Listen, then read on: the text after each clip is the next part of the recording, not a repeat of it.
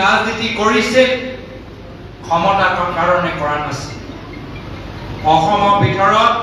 শান্তি আৰু প্ৰগতিৰ বাবে ৰাজনীতি কৰিছে বহুতে ৰাজনীতি কৰে ক্ষমতা পাবলৈ ধনী হ'বলৈ মাটি কিনিবলৈ সম্পত্তি বনাবলৈ কিন্তু প্ৰায়তঃ তৰুণ গগৈদেৱে ৰাজনীতি কৰিছে অসমৰ মানুহৰ মাজত শান্তি আৰু সম্প্ৰীতি আৰু প্ৰগতিৰ বাবে আৰু যাৰ ফলত এটা উদাৰ মন লৈ ক্ষমতাৰ বাবে চিন্তা নকৰি বিটিআৰ অঞ্চলত বিভিন্ন সংগঠনৰ নেতাসকলক এৰি দিলে যে শান্তিৰ স্বাৰ্থত যদিও আমাৰ দলৰ ক্ষতি হয় যদিও ক্ষমতা আমাৰ পৰা আঁতৰি যায় আমি কংগ্ৰেছ দল ভাৰতৰ বাবে ত্যাগ কৰা বলিদান কৰা দল অসমৰ বাবে ত্যাগ আৰু বলিদান কৰা দল আমাৰ দলৰ ক্ষতি হ'ব পাৰে কিন্তু অসমৰ মানুহৰ শান্তি কেতিয়াও ক্ষতি হ'ব নালাগে এই উদাৰ মন লৈ এই বহল চিন্তাধাৰা লৈ বিটিআৰ অঞ্চলৰ দায়িত্ব বেলেগজনক দিলে আৰু তাৰ পিছত এই অঞ্চলৰ স্থানীয় নেতাসকলে বিভিন্ন প্ৰতিশ্ৰুতি ৰাইজক দিলে যে উন্নয়ন হ'ব প্ৰগতি হ'ব মাটি পট্টা পাব ল'ৰা ছোৱালী স্কুল যাবলৈ সুবিধা পাব খেত পথাৰৰ মেৰামতি হ'ব খোৱা পানী পাব কিন্তু কি দেখা গ'ল যে কিছুমান ক্ষমতা থকা মানুহবোৰ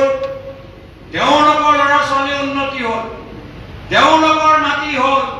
তেওঁলোকৰ ঘৰ 5 ষ্টাৰ হোটেল দৰে হ'ল আৰু সাধাৰণ মানুহৰ ঘৰবোৰ একেই থাকে যোনে ক্ষমতা পালে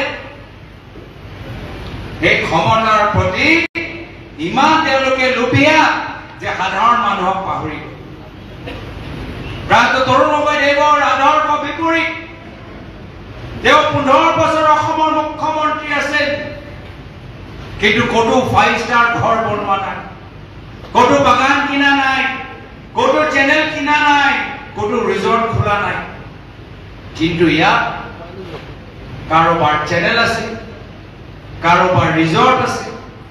আৰু হাজাৰ হাজাৰ বিঘাৰ মাটি মালিক আজি তেওঁলোকে হৈ আছে হেয়া হৈছে বৰ্তমানৰ পৰিস্থিতি আৰু এই কাৰণে মানুহবোৰে বহুত আশা লৈ আজি কংগ্ৰেছ লৈ চাই আছে আৰু আমিও গম পাইছো যে আজি ৰাইজৰ ভৰসা কংগ্ৰেছ দলৰ ওপৰত ৰাইজে চাইছে যে কংগ্ৰেছ দলত এটা সলনি হৈছে ৰাহুল গান্ধী ডাঙৰীয়া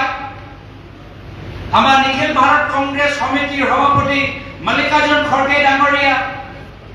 আজি ৰাজ্যিক কংগ্ৰেছৰ নেতৃত্বত সলনি কৰিছে আৰু এতিয়া অসমৰ ৰাইজে বিশেষকৈ তামুলপুৰ জিলাৰ ৰাইজে চাই আছে যে কংগ্ৰেছে আগন্তুক বিটিআৰ নিৰ্বাচনত কি কৰিব ডাঙৰীয়া তেখেতৰ আগৰ যিমানবোৰ আমাৰ অবজাৰ্ভ আজি সফল হৈছে তাৰ প্ৰমাণ হৈছে আজিৰ সভাৰ আপোনালোকৰ উপস্থিতি কিমান হেঁচা কিমান ভাবুকি তথাপিও ৰাইজ চাওক আজি বৃহত্তৰ হলত আমি কিমান মানুহ আজি ইয়াত একত্ৰিত হৈছো পৰৱৰ্তী সময়ত আমি আকৌ আহিম আৰু আজি ইয়াত যিমান মানুহ হৈছে পৰৱৰ্তী সময়ত ইয়াতকৈ দুগুণ বেছি মানুহ হ'ব বহুতখিনি কাম কৰিবলগীয়া আছে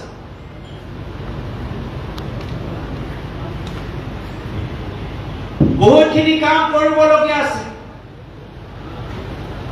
ইউপিপিএল হোক বিপিএফ হোক বা বিজেপি হোক কি কৈছিল যে ভূমি অধিকাৰ পাব মাটি পট্টা পাব হিমন্ত বিশ্ব শৰ্মা ডাঙৰীয়া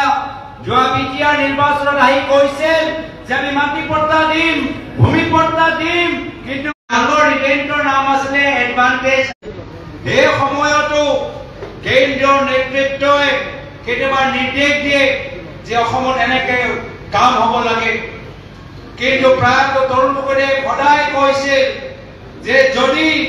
অসমৰ ক্ষতি হয় তেতিয়া মই নিজৰ দলৰ কেন্দ্ৰীয় নেতৃত্বকো মই বিৰোধিতা কৰিম। অসমৰ স্বাৰ্থত মই কেন্দ্ৰীয় নেতৃত্বৰ লগতো নিজৰ দলৰ কেন্দ্ৰীয় নেতৃত্বৰ লগতো মই যুঁজিম। তেওঁ যেতিয়া সাংসদ হৈছে বহুত বছৰ আগত, তেতিয়াই নিজৰে কেন্দ্ৰীয় চৰকাৰক সমালোচনা কৰিছিল যে অসমৰ ক্ষেত্ৰত, উন্নয়নৰ ক্ষেত্ৰত, প্ৰগতিৰ ক্ষেত্ৰত, চাকৰিৰ ক্ষেত্ৰত অসমৰ ৰাইজে আৰু বিচাৰে। এয়া হ'ল কংগ্ৰেছ, এয়া হ'ল কংগ্ৰেছ। অসমৰ স্বাৰ্থত আমি নিজৰ কেন্দ্ৰীয় নেতৃত্বৰ লগত আমি যুঁজিব পাৰো, নিজৰ কেন্দ্ৰীয় নেতৃত্বকো আমি পৰামৰ্শ দিব পাৰো বা সমালোচনা কৰিব পাৰো। কিন্তু ইয়াত UPPLৰ চিফ হিমন্ত বিশ্ব শৰ্মা ডাঙৰীয়া সন্মুখত নিমাত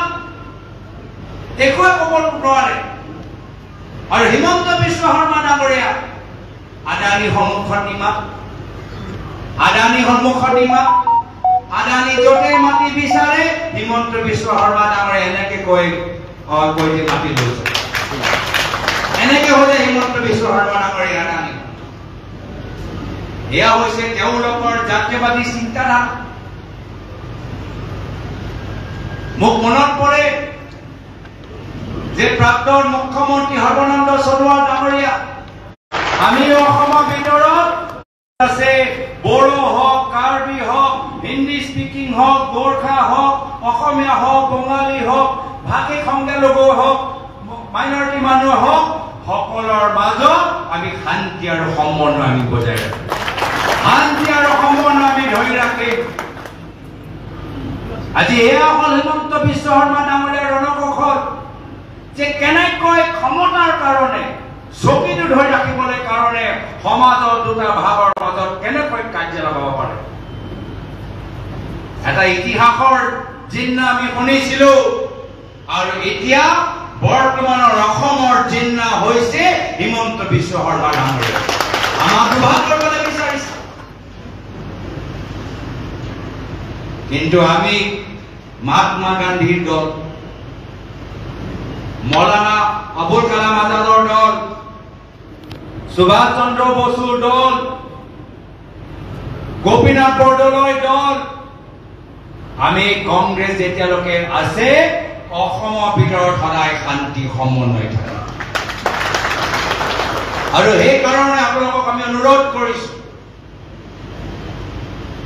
যে আজি এটা ডাঙৰ সংকল্প লৈ কংগ্ৰেছ আগবাঢ়ি গৈছে যে কেনেদৰে আমি মানুহৰ মাজত শান্তি আনিব পাৰো। আপোনালোকৰ মাজত এতিয়া ভয় সোমাই গৈছে, এই ভয়টো আমি কেনেকৈ নাইকিয়া কৰিব পাৰো। গুৱাহাটী ডাঙৰ ডাঙৰ ফ্লাইঅভাৰ বনোৱাতকৈ আপোনালোকৰ এই খেলপথাৰবোৰ, মন্দিৰবোৰ, নামঘৰবোৰ, স্কুলবোৰ কেনেকৈ আমি উন্নত কৰিব পাৰো। আপোনালোকৰ ঘৰৰ ভিতৰত যে চাফা খোৱা পানী যায়, হস্পিটেলৰ ভিতৰত ডক্টৰ থাকে, দৰৱৰ দাম কমে, বৃদ্ধ পেঞ্চন বৃদ্ধি হয়, তাৰ বাবে আমি কাম কৰিবলৈ এটা চৰকাৰ গঠন কৰা এটা সংকল্প লৈ আপোনালোকৰ ওচৰলৈ আছে। কিন্তু এই ক্ষেত্ৰত অসমৰ জনসাধাৰণৰ সহায় লাগে। কংগ্ৰেছে অকলে নোৱাৰে, আমিও অকলে নোৱাৰো। আমাক জনসাধাৰণৰ আশীৰ্বাদ আমাক লাগিব,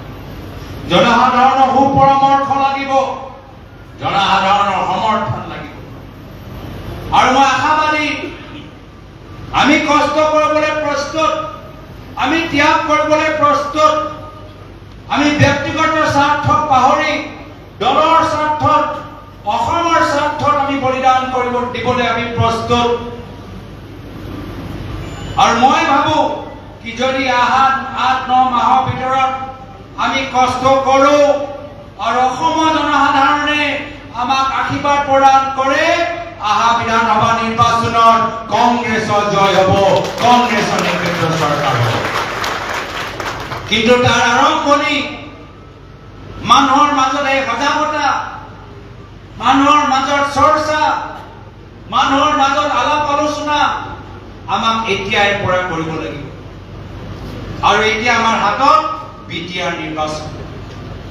এই বিটিআৰ নিৰ্বাচনত সময় বেছি নাই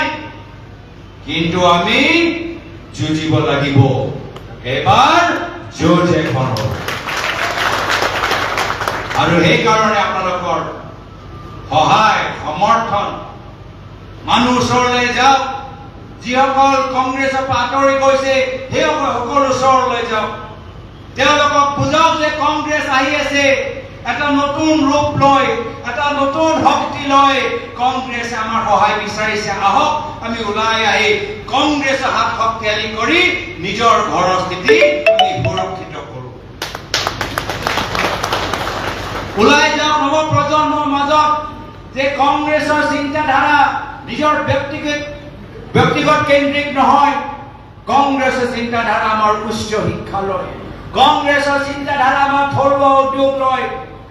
আজি আহক আমি নৱ প্ৰজন্ম ওলাই আহি আমি কংগ্ৰেছক আমি সহায় কৰোঁ আমাৰ বয়োজ্যেষ্ঠসকল যিসকলে সদায় এটা শক্তিশালী সক্ৰিয় কংগ্ৰেছ দেখিবলৈ বিচাৰিছিল মই বয়োজ্যেষ্ঠসকলক অনুৰোধ কৰিছো যে ওলাই আহক আজি আমাক সকলোৰ প্ৰয়োজন আছে আগৰ যি কথা আছে এইখিনি কথা আপোনালোকে মনত ৰাখি ওলাই আহক আৰু গোটেই জোৰ আজি কংগ্ৰেছৰ কাৰণে আপোনালোকে আপোনাক আগবঢ়াই লৈ যাওক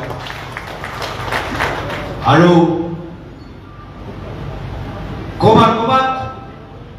আমাক নতুন মানুহ লাগিব ক'ৰবাত আমাক পুৰণি মানুহ লাগিব কিন্তু কথা এটাই যে কংগ্ৰেছৰ সকলৰ দল আমি সকলৰ হয় আমি মাত মাতি যাওঁ য'তে অন্যায় আমি ৰাইজৰ লগত থিয় দিওঁ যদি ৰাইজ বিপদত আছে আমি ৰাইজৰ ধৰ্ম নুসুধো আমি ৰাইজৰ কি ভাষা কয় আমি নুসুধো ৰাইজে কি জনজাতি হয় আমি নুসুধো যদি অসমৰ জনসাধাৰণ য'তে বিপদত আছে তাতে কংগ্ৰেছ ৰাইজৰ লগত থিয় দিব ধৰ্ম বৰ্ণ জাতি জনগোষ্ঠী নিৰ্বিশেষে কংগ্ৰেছে সদায় ৰাইজৰ পক্ষত থাকে তো সেইকাৰণে আজি মই ভাল পাইছো যে আমাৰ তামোলপুৰ জিলা কংগ্ৰেছ আগতকৈ আৰু সক্ৰিয় হৈছে কষ্ট হৈছে মই বুজি পাইছো আজি এই সভা পাতিবলৈ যথেষ্ট কষ্ট হৈছে আজি ইমান পৰ্যায়লৈকে পাবলৈ হলে এইটো ৰাতি কাম আপোনালোকৰ কষ্ট হোৱা নাই দীৰ্ঘ দিনৰ কষ্ট কৰাৰ পিছত মাহৰ কষ্ট কৰাৰ পিছত আজি এই সভালৈ লৈ আমি আহি দেখা পাইছো আপোনালোকৰ কষ্টৰ ফল আৰু সেইকাৰণে কৈছো কি যদি এনেদৰে আমি কাম কৰি যাওঁ সকলে একত্ৰিত হৈ কাম কৰি যাওঁ আগন্তুক দিনত ইয়াতকৈ দুগুণ বেছি আৰু নিৰ্বাচনৰ ওচৰত ইয়াতকৈ চতুৰ্থ গুণ বেছি ৰাইজ আমাৰ সভাত উপস্থিত হ'ব তো শ্ৰদ্ধেয় ৰাইজ আমাক সহায় কৰিব আশীৰ্বাদ কৰিব পৰামৰ্শ দিব আৰু যদি ক'ৰবাত আমাৰ পৰা ভুল হৈছে আমাক ক্ষমা কৰিব যদিও আমাৰ নেতৃত্ব নতুন আমাৰ আদৰ্শ পুৰণি এই কংগ্ৰেছৰ আদৰ্শ প্ৰায় তৰুণ গগৈদেৱৰ আদৰ্শ এই আদৰ্শ আমি সজীৱ কৰি ৰাখিবলৈ বিচাৰো আৰু এই আদৰ্শ লৈ আমি ৰাইজক সেৱা কৰিবলৈ বিচাৰো এইবাৰ বিটিআৰ নিৰ্বাচনত ৰাইজক সেৱা কৰিবলৈ এটা সুযোগ দিব এইখিনিয়ে কথা কৈ মই নিজৰ চমু দুবেকাৰ সামৰিছো ধন্যবাদ ইতিমধ্যে আপোনালোকে শুনিবলৈ পালে গৌৰৱ গগৈ ডাঙৰীয়াৰ মুখেৰে বহুকেইটা মন্তব্য প্ৰকাশ কৰিছে তেওঁ গৌৰৱ গগৈ সবল নেতৃত্বত অসমৰ গৌৰৱ আকৌ এবাৰ আৰম্ভ হ'বলৈ গৈ আছে আপোনালোকে সকলোৱে সহায় সহযোগ কৰিব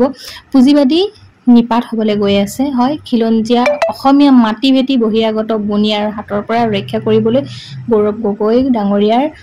আপোনালোক সকলোৱে হাত আগবঢ়াওক সকলোৱে তেওঁক সহযোগ কৰক